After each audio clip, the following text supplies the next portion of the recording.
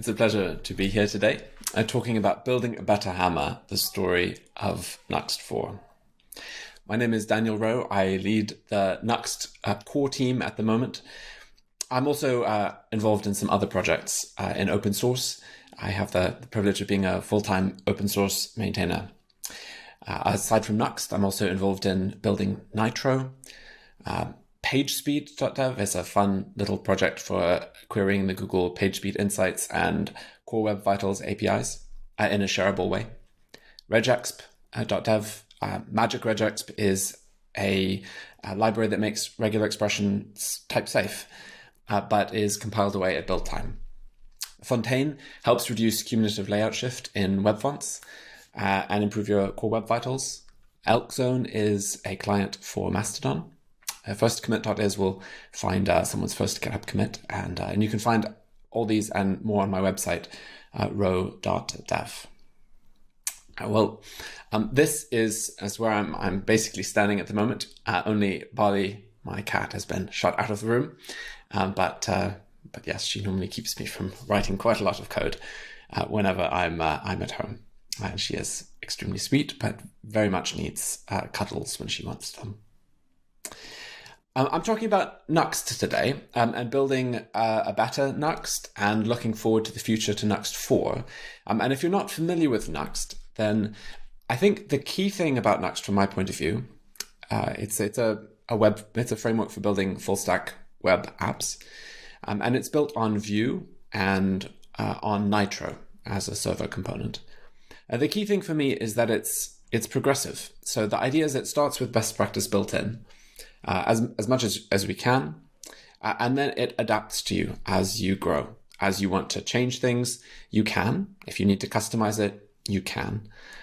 So it's a platform that hopefully will improve developer experience, make it feel intuitive, but without limiting you as you need to make changes. And Nuxt was first created in October 2016 by Sebastian Chopin. And you can see a little timeline of the project. So version 1 and 2 came quite quickly after October 2016. We started working on version 3 in 2020. Vue had moved to version 3, which is a big breaking change. Webpack had moved to version 5, another breaking change. And then halfway through building version 3, Vite came out, which was a completely new builder with an amazing DX. So version 3 took quite a while. It came out in November 2022. And now we're on the road to version 4, which we expect to come out in June 2024. Nuxt, we're doing these numbers, just to say, are in some ways vanity metrics. They're not hugely accurate because this is just the stat from NPM or GitHub. But we have 51,500 stars, 29 million downloads, and we're seeing adoption increase. So 62% of Nuxt installs are now on Nuxt 3 versus Nuxt 2. These are live figures, by the way. So every time I see this slide, it's slightly different. And we have a huge number of people who make Nuxt what it is. In honesty, this is a much more important figure than NPM downloads, because Nuxt is very much a product of the community and ecosystem. So we're not sponsored by a big corporation. All of the team who build Nuxt are open source maintainers, as are our community. And our direction and what we create and how we build is very much shaped by what we need as a community endeavor. And it is honestly one of the nicest things about Nuxt and about collaborating with people from the open source community. And that is the friendship and camaraderie that we have as part of the community. And there are over 680 contributors. I want to talk about building a better hammer, the story of Nuxt 4. And when I say building a better hammer, you'll probably think, and I intend that, of the expression, to somebody with a hammer, everything looks like a nail. And that's inevitable, I think.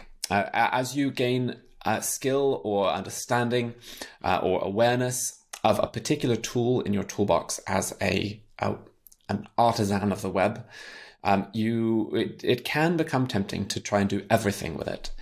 And that's typically speaking not a good idea. I mean, we are fundamentally people who build things for a purpose, and we have tools for that endeavor. So we can use different tools. We can use different libraries, different frameworks, and that is totally fine. By the way, I'm very much not wanting to say that Nuxt should be the be all and end all for everyone, but I do want to make Nuxt more usable and more extensible, for it to be a better hammer. So you can use it for more things, that it can be used with nails and screws and other different kinds of things. It should be usable in lots of different circumstances. So why? Why do I want that to be the case? Well, one is it can reduce cognitive load. So if you know how something works, and that tool is flexible enough to adapt the output to your needs, so you don't have to change the input, that very much changes your experience as a developer. You're not having to pick up a new tool because your existing tool is flexible enough to adapt to what you need this time. You can also unlock the power of convention. So in a project, for example, an enterprise project where you have new people coming on board, you don't have to onboard them to a particular way of making this particular project. It will work as expected. And this is the power of convention, whether that's in Nuxt or in other projects. Tailwind CSS, for example, has enjoyed the success it has enjoyed because of convention, I think. It means that for a new developer coming into a Tailwind CSS project, no need for them to understand exactly how the CSS has been set up. Pretty much they know. They know how it works. They know how the styles are constructed and how to add them to the HTML, whether that's a React project or a Vue project or anything in between.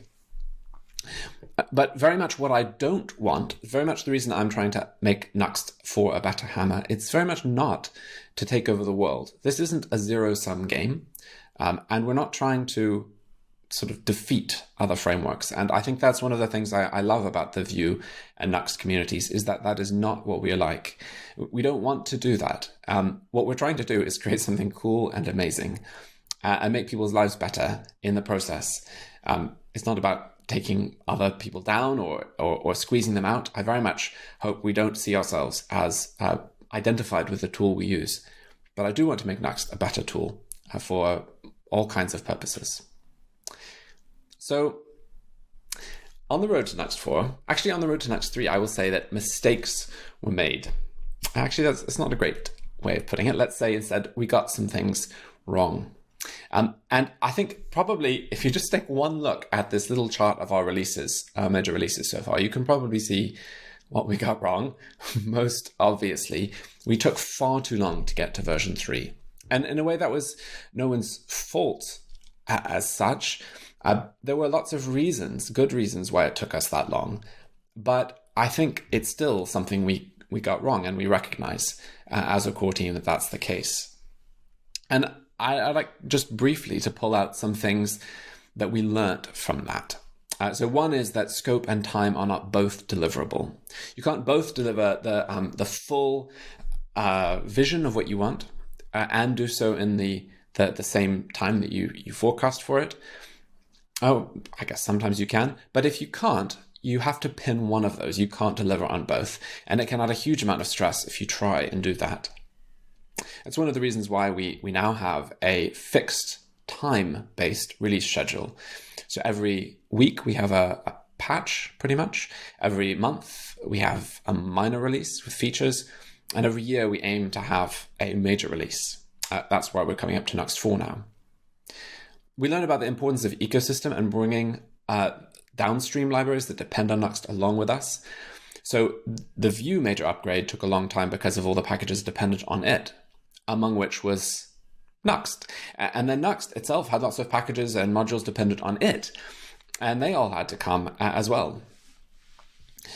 We very, very much learned a lesson that depending on the internals of a project like Nuxt makes it very difficult to change it, because those internals are the first things that change when a breaking change is introduced, and it means that whole swathes of the ecosystem are broken, which is why we introduced Nuxt Kit, but more on that in a moment.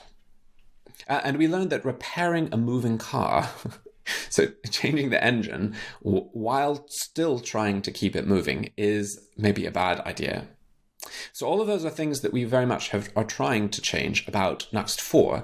And I hope these are things that are relevant for anyone on a project aiming to make major changes. These are things we've learned the hard way. So here are a few things that we're aiming to do. And the first is we rely on the modules ecosystem.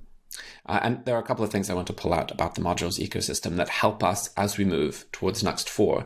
And the first is that it is deeply hookable. So it can hook into every part of Nuxt from and Nitro, from the build to runtime code. And this is all powered by Hookable, which is really an amazing API developed by Puya Parsa. Do check it out. It supports a lot of different things for good DX, including developer tool integration, and integration with console create task, which very much helps browsers display logs correctly. And Nuxt is also pluggable. So the different things that you can use within Nuxt are all swappable if we can make it so. Whether that's the bundler, hoping to see RS Pack support landed soon for Nuxt, or even the ad hoc modules we build that are still the core Nuxt modules, they are actually pluggable and could be swapped out. Or the layer architecture that we expose at the end of the day to run end users. The aim is that quite a lot about Nuxt should be able to be adapted and moved depending on your needs. And all of that we aim to make it possible to build easily on Nuxt. So modules can be created and distributed. Either they can be in a local monorepo or in an internal registry or published to NPM. We provide tooling to make that possible to build them. They're queryable from the Nuxt modules dataset, which is just a repo on NPM. And we have an API for it as well. And we have a composable Nuxt SDK. So people can build a module for Nuxt 3.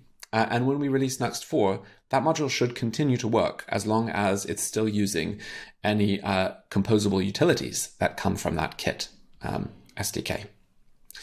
That's some stats. So the modules are sort of modules that have been registered with the registry.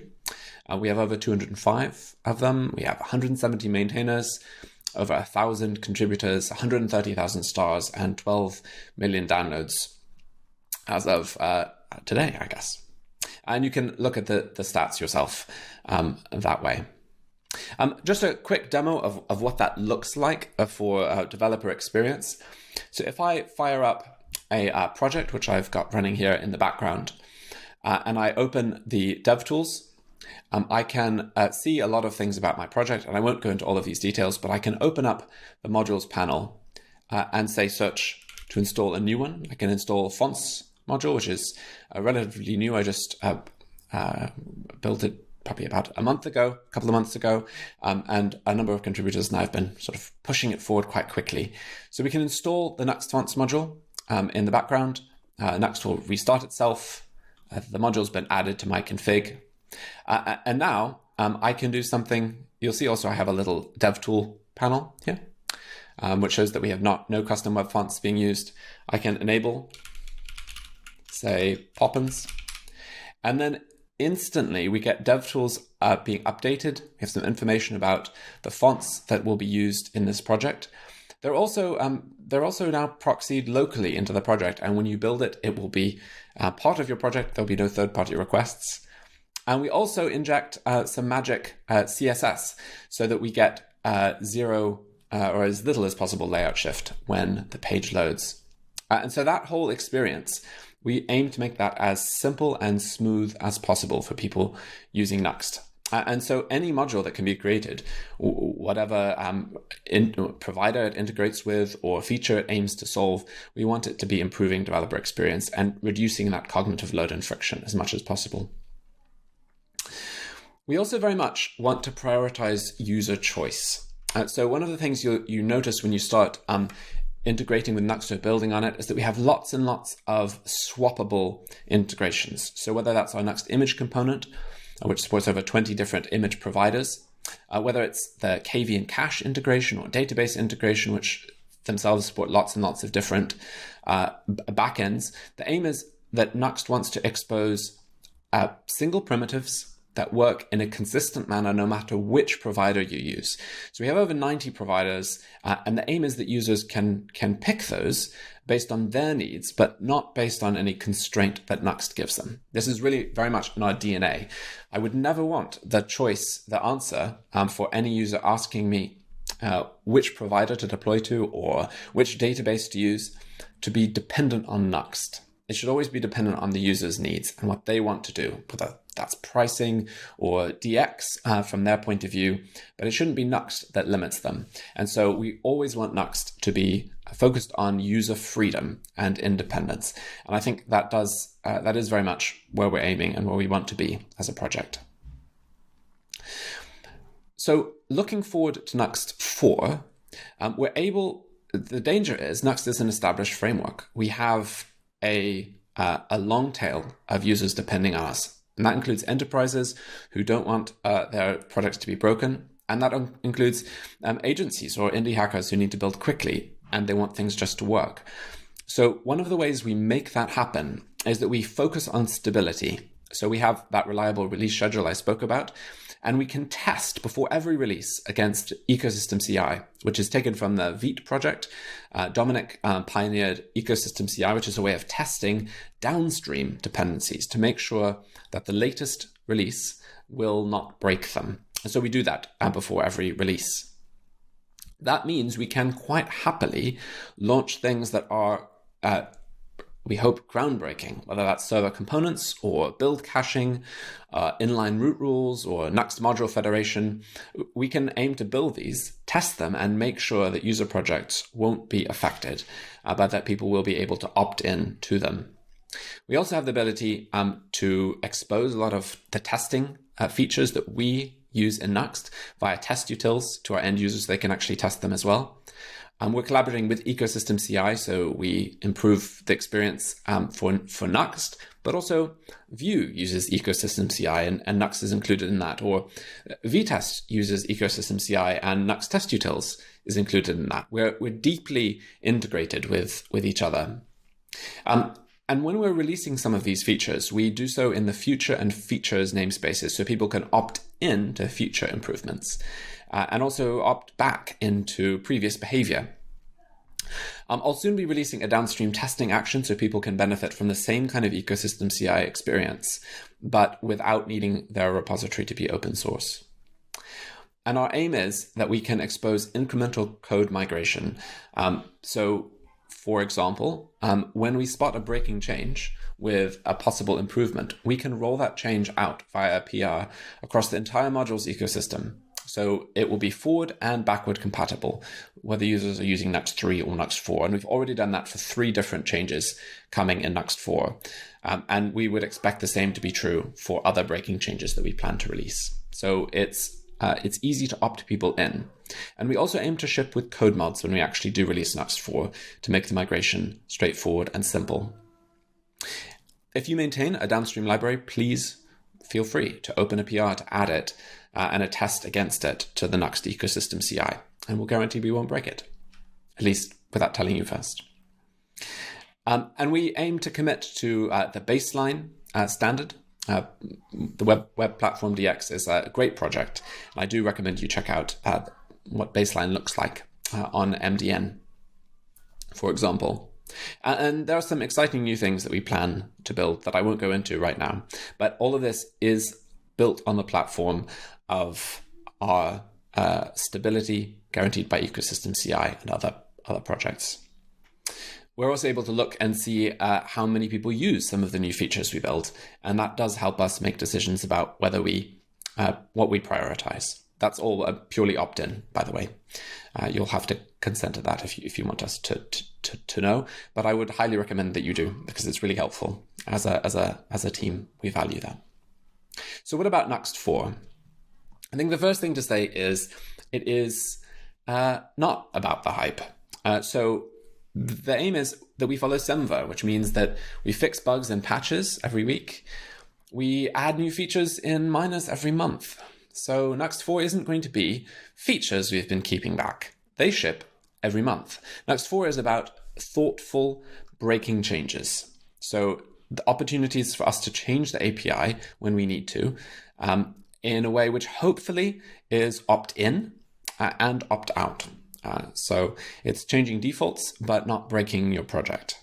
And so as much as possible, I want Nuxt 4 not to be about the hype. I want it to be an opportunity for us to focus on a good migration experience and in a way proving that we can deliver a major release without the pain that many here will have experienced in, say, the version 3 release. There'll be some things that I can spoil. So we have a new directory structure coming, a default directory structure. You can opt back in to the previous. There'll be more performant defaults on things like shallow reactive payloads, non-reactive runtime configuration, perhaps, using the native browser cache more, and implementing some best practices. So absolute parse build a watch hook, or removing the pending Boolean from our data fetching composables. If you're interested, you can find the coming changes with a 4.x label on the Nuxt repo. And if you want to help, we would love that. So hopefully we've released a better documentation experience recently. Sebastian and Anthony have been very involved in that. You can come on Discord. There's a contributing channel where you can message me directly. And if you are involved and want to be, there's a nuxters.nuxt.com that will give you a special role on Discord and a little card you can share. And if you are interested or want to get involved in open source, whether that's Nuxt or another project, please do feel free to contact me. I make a calendar available for 10-minute chats. And particularly if you think you're not sure if you'd be welcome, or maybe you don't look like some of the other contributors already in the project and feel like you might be coming in from the outside, please don't feel that way. And please book a call. I would love to tell you in person that we would love to have you and that you would be very welcome. And if there's anything I could do to help you in your journey, whether that's in Nuxt or in another project, I would love to do that. So do check out the Nuxt docs, follow us on Twitter, join Discord, and you can expect a Nuxt 4 release coming very soon, aiming for June 2024. Thank you very much. It's been a real pleasure to be here today.